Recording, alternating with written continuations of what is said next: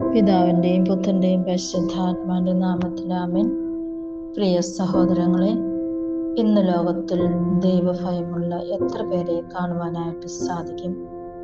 ധാർമ്മിക മൂല്യങ്ങൾക്ക് പ്രാധാന്യം നൽകി ജീവിക്കുന്ന എത്ര പേരെയാണ് കാണാനായിട്ട് സാധിക്കുക? വളരെ സങ്കടകരമായ കാര്യം തന്നെ.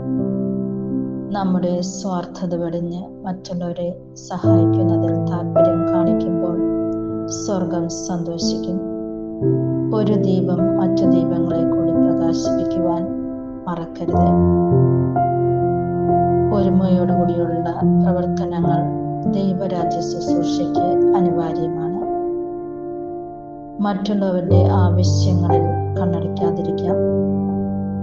ഇന്ന് നാം മറ്റുള്ളവരെ സഹായിച്ചാൽ നാളെ മറ്റുള്ളവരും നമ്മുടെ ആവശ്യങ്ങളിൽ സഹായിക്കും. ജീവിതം ആസ്വദിക്കുന്നതിന് വേണ്ടി മാത്രമല്ല, മറ്റുള്ളവരുടെ കണ്ണുനീർ തുടയ്ക്കുമ്പോൾ ജീവിതത്തിന് അർത്ഥമുണ്ടാകും.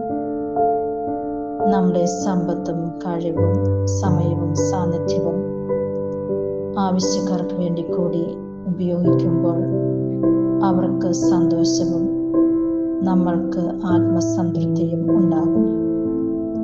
എല്ലാം നൽകിയ ദൈവത്തിനും സന്തോഷമുണ്ടാകും. പൂർണ്ണ ഹൃദയത്തോടെ ദൈവത്തെ സ്നേഹിക്കുകയാണെങ്കിൽ അവരിൽ ആ ദൈവത്തെ ദർശിക്കുവാനും സഹായിക്കുവാനും സാധിക്കും.